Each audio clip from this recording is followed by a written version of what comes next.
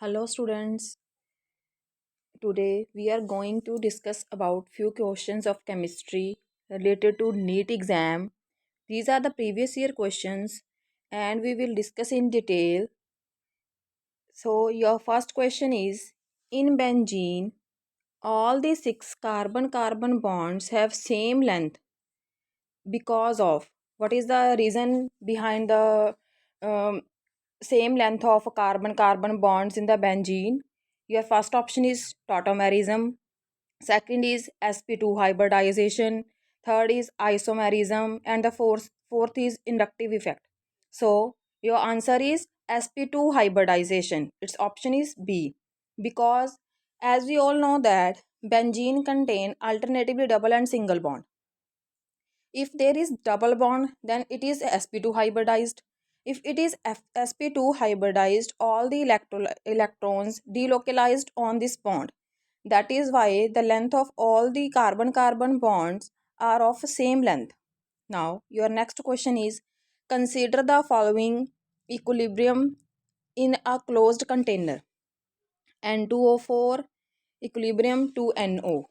At a fixed temperature, the volume of the reaction container is halved. For this change, which of the following statement hold true regarding the equilibrium constant and degree of dissociation? Your first option is neither Kp nor alpha changes. Second is both Kp and alpha changes. Third is Kp change but alpha doesn't. And D1 is Kp doesn't change but alpha changes. So in this case, we all know that this is the equilibrium reaction. जो इसमें है volume of the container is half. तो इन्होंने बोला कि जो volume है अगर वो हाफ हो जाएगा तो इक्विलिब्रियम कांस्टेंट और डिग्री ऑफ डिसोसिएशन पे क्या इफेक्ट पड़ेगा.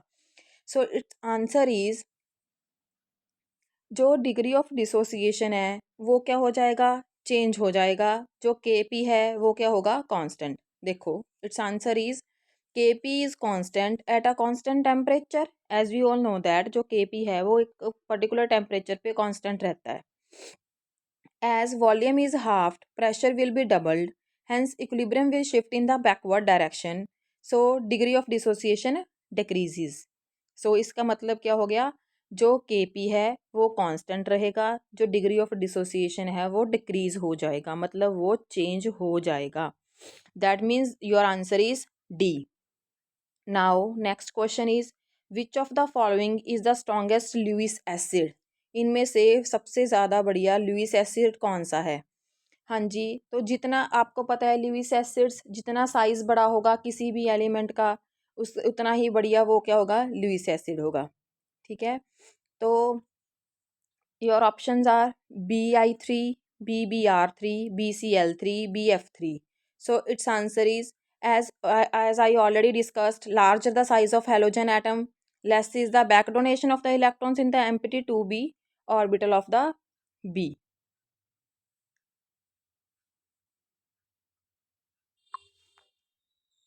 हाँ जी, so our answer is option A. Eye का साइज इन सब के कंपैरिजन में क्या है, लार्ज है. So our option is A. Now next question is, gradual addition of electron shell in the noble gas cause a decrease in. जब electron shell हर noble gases में इंक्रीज होता जाएगा तो उसकी डिक्रीज क्या होगी. Options are A ionisation energy, B is atomic radius, C is boiling point and D is density. So it's answer is ionisation energy, because अगर शेल इंक्रीज होगा तो साइज इंक्रीज होगा, अगर साइज इंक्रीज होगा तो जो न्यूक्लियस का impact है वो बाहर वाले शेल पे कम हो जाएगा, जिसके कारण हम इजीली वो इलेक्ट्रॉन रिमूव कर सकते हैं. Next one is 51.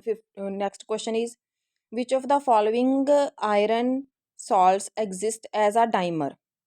डाइमर की फॉर्म में कौन से आयरन सॉल्ट्स है वो जो एग्जिस्ट करते हैं. Ferric chloride, ferrous chloride, ferrous sulphate, and the last option is मोहर salt. So right answer is ferric chloride. A option is the correct option. So as we all know that it forms a covalent bond. जो iron होता है उसमें 6 electrons होते हैं. तो इसका मतलब क्या है, अगर उसने अपना ऑक्टेट कंप्लीट करना है, अपने आप को स्टेबल करना है, तो उसको कोऑर्डिनेशन बॉन्ड बनाना पड़ेगा। तो वो क्लोरीन से क्या है, कोऑर्डिनेशन बॉन्ड बनाता है, that is why it will form dimer. So next question is, at high pressure the compressibility factor Z is equal to.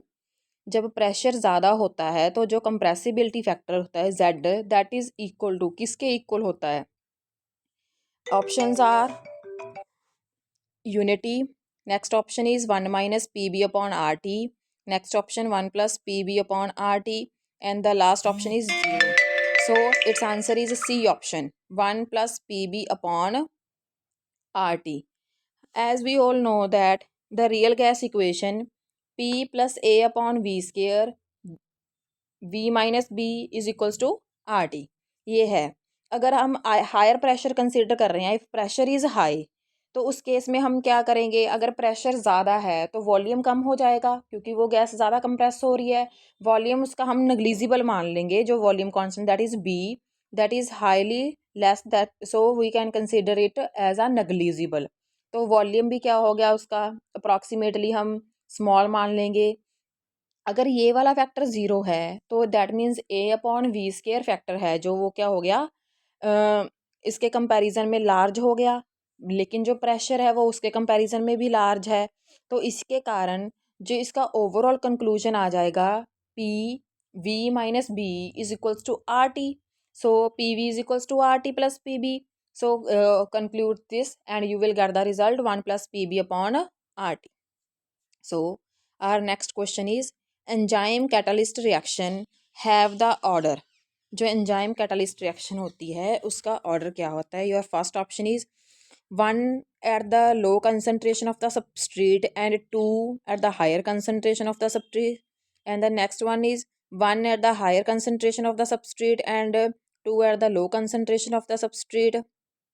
Third one is 1 at low as well as high concentration, and the D 2 at a low as well as high concentration. So your option is B is the correct answer.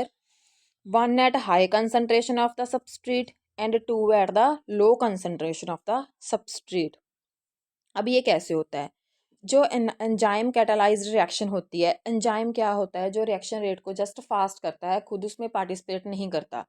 वैसे तो ये catalyst की definition है, लेकिन enzyme जो होता है वो मेटाबॉलिक रिएक्शंस में अपना रोल प्ले करता है।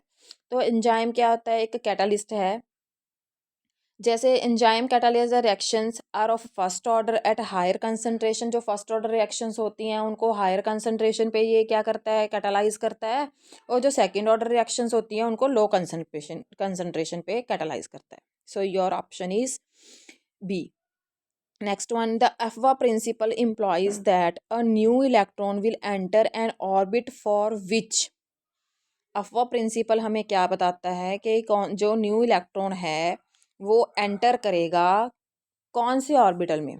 Options A is N has low value, B is L has low value, C N plus L value is maximum, and the D one is N plus L value is minimum. So your option answer is N plus L value is minimum. हाँ जी। अब ये कैसे होता है? जैसे हमें पता है कि aufbau principle states that subshells are filled with the electrons in the increasing order of their energies. ये यही कहता है कि जिसकी एनर्जी जितनी ज़्यादा होगी उसके अकॉर्डिंग उसमें इलेक्ट्रॉन्स फिल होते जाएंगे। तो इसका मतलब क्या है? इसका यही हुआ कि जो जिसकी लो एनर्जी है उसको सबसे पहले फिल करना है, उससे हायर वाली को उसके बाद में फिल करना है। The subshells of lower energy will field first with the electrons and the subshells having lower value of n plus L will be lower energy. The new electron will enter the orbit for the n plus L value is minimum. तो जो new electron है वो उसमें जाएगा जिसमें n plus L की value minimum होगी। Next is nascent hydrogen consist of. Nascent hydrogen क्या होता है? Hydrogen atom with excess of energy, hydrogen molecule with excess of energy, hydrogen ion in excited state, and the last option is solvated proton. So it's answer is B, that is hydrogen molecule with excess energy. Nascent hydrogen क्या होता है? जब अकेला hydrogen, वैसे तो hydrogen is a gas that will always exist in the molecular form, so when the nascent hydrogen is associated with chemical energy liberated in the reaction, hence the molecule consist of, जो nascent hydrogen होता है वो अगर अगर किसी भी chemical energy के साथ एसोसिएट करता है, लिंक्ड होता है, तो वो एक रिएक्शन को जैसे वो रिएक्शन होती है उसमें लिबरेट होता है। जब कोई भी केमिकल रिएक्शन होती है तो उस टाइम पे हम बोल सकते हैं कि उसके पास एक्सेस ऑफ मतलब मैक्सिमम एनर्जी होती है, बहुत ज़्यादा एनर्जी होती है। So your option is B.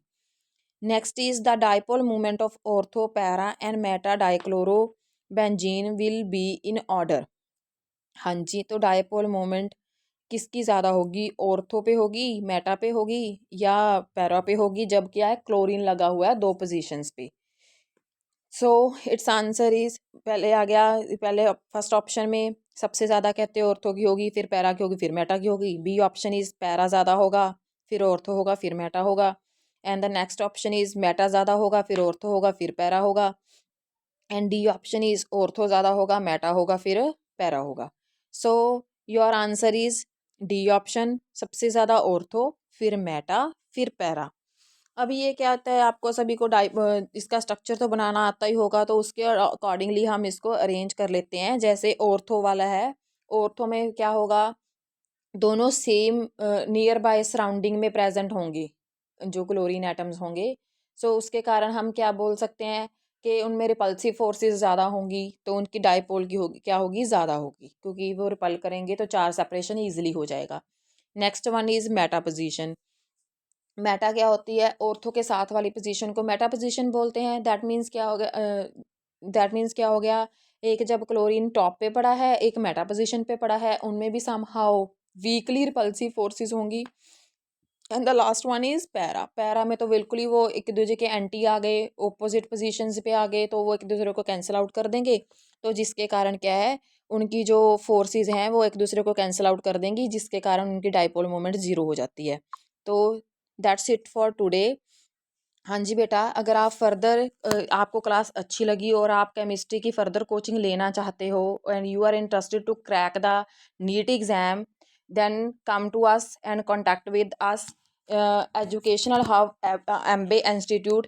And आपको जो नंबर है इसका ऊपर फ्लैश हो रहा है, आप उस पर कॉन्टैक्ट कर सकते हो, 9463079680। This is our contact number. Come and join us and crack your NEET exam.